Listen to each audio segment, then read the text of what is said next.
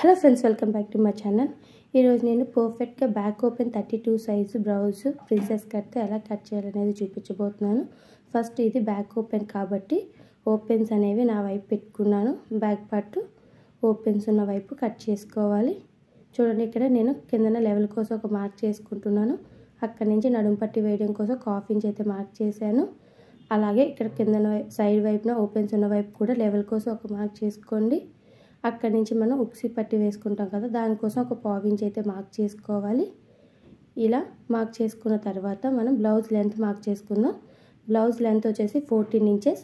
కిందన ఆల్రెడీ నడుము పట్టి కోసం మార్క్ చేసాం కాబట్టి పైన ఖర్చుతో కలిపి 14.5 ఇంచెస్కి ఆ లైన్ దగ్గర నుంచి మార్క్ అయితే చేస్తున్నాను.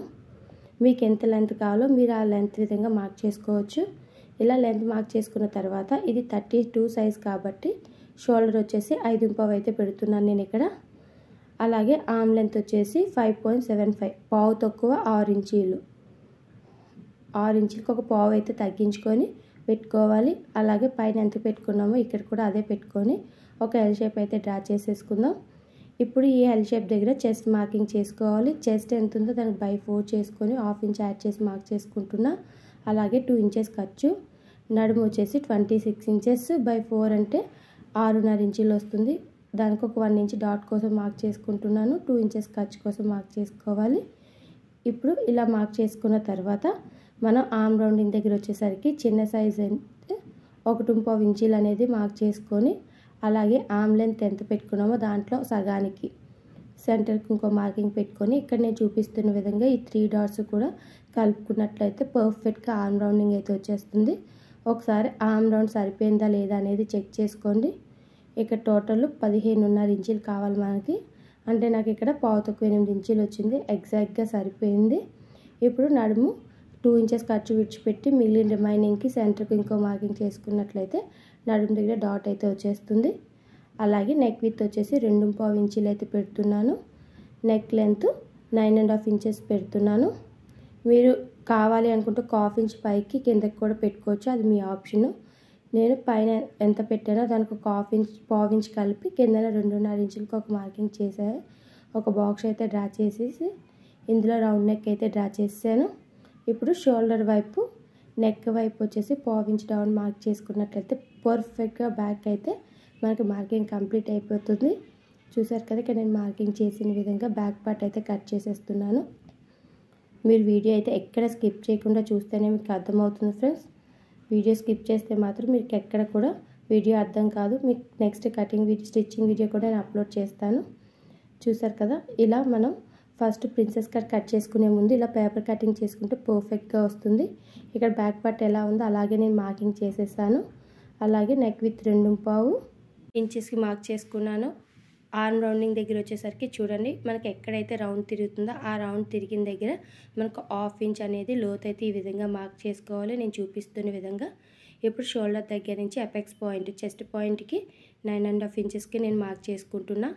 9.5 అయితే ఎక్కడ పెట్టామో దానికి అడ్డంగా 3.5 ఇంచీలు అనేది మార్క్ చేసుకోవాలి. కింద వచ్చేసి ఒక 1/2 ఇంచ్ తగ్గించి పావు తక్కువ 3 ఇంచులకి ఒక మార్కు, 2 ఇంచెస్ డాట్స్ కోసం ఎక్కడైతే 2 ఇంచెస్ మార్క్ చేసామో పై వైపుకి ఇంకో 2 ఇంచెస్ మార్క్ చేసుకోవాలి. ప్రిన్సెస్ కట్కి ఈ మార్క్స్ అయితే సరిపోతాయి పర్ఫెక్ట్గా. ఇప్పుడు నేను చూపించిన విధంగా ఆర్మ్ రౌండింగ్ దగ్గర రౌండ్ తిరిగిన దగ్గర ఒక మార్కింగ్ పెట్టుకొని ఇక్కడ వీడియోలో ఎలా అయితే చూపిస్తున్నానో మీరు ఆ విధంగా డ్రాయింగ్ చేసుకున్నట్లయితే పర్ఫెక్ట్గా ప్రిన్సెస్ కట్ షేప్ అయితే వచ్చేస్తుంది. చూసారా, ఈ సెంటర్ నుంచి మనం 2 ఇంచెస్ డాట్ చేసాం కదా, అక్కడ కూడా ఇలా షేప్ అయితే ఇచ్చేసుకోవాలి. అలాగే ఆర్మ్ రౌండింగ్ దగ్గర మనం ఒక పావు ఇంచ్ కూడా ఈ విధంగా మార్క్ చేసుకొని కట్ చేసుకున్నట్లయితే పర్ఫెక్ట్గా సరిపోతుంది. ఒకసారి నడుము చెక్ చేసుకోండి, ఫస్ట్ డాట్ వరకు ఎంత ఉందో ఆ రిమైనింగ్ మళ్ళీ సెకండ్ డాట్ దగ్గర పెట్టి మన నడుము అనేది ఎంత ఉంది ప్లస్ 2 ఇంచెస్ ఖర్చు. చూసారా, 1/2 ఇంచ్ అయితే మనకి ఎక్స్ట్రా వస్తుంది.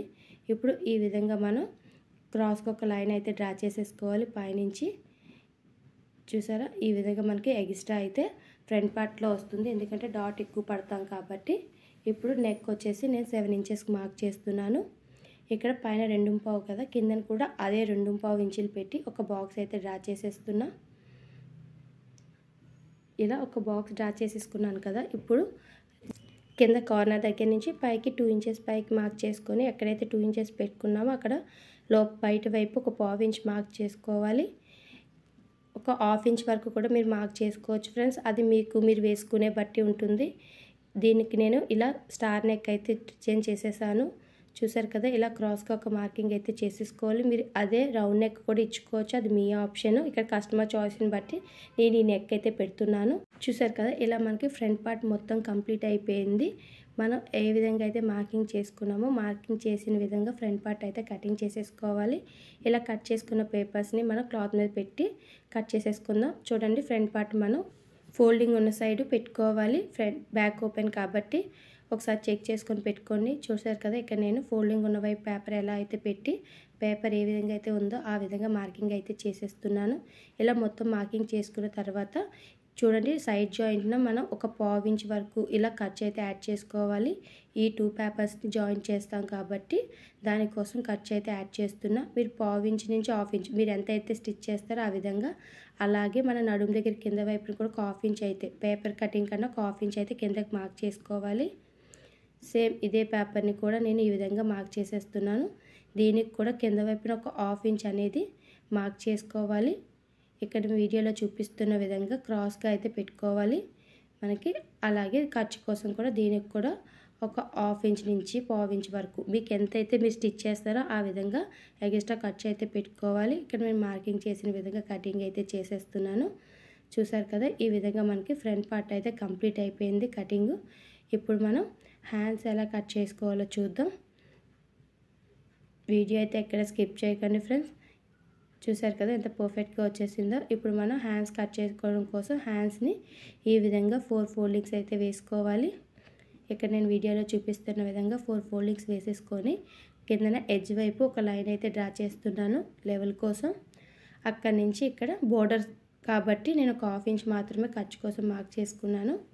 అక్కడి నుంచి మనకి హ్యాండ్ లెంత్ 9.5 ఇంచెస్, ఒక ½ ఇంచ్ కలిపి 10 ఇంచెస్కి నేను ఇక్కడ హ్యాండ్ లెంత్ మార్క్ చేసుకున్నాను. ఇక్కడ వచ్చేసి ఈ సైజ్కి వచ్చేసి 3.5 ఇంచీలు అయితే ఆర్మ్ డౌనింగ్ ఇచ్చుకుంటున్నా.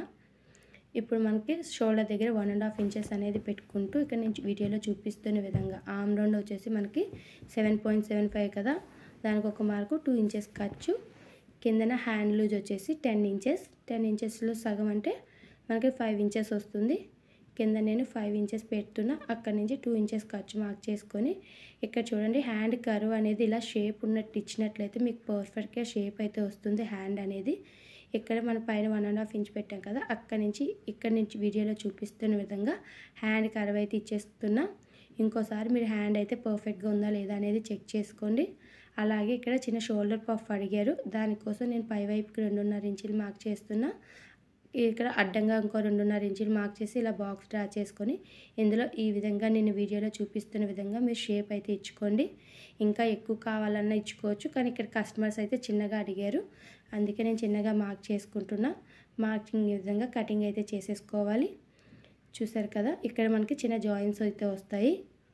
చూసారు కదా ఫ్రెండ్స్, ఈ విధంగా మనకి కటింగ్ అయితే కంప్లీట్ అయిపోయింది. ఇప్పుడు దీన్ని మనం మెయిన్ పార్ట్ మీద పెట్టి కటింగ్ అయితే చేసేసుకోవాలి.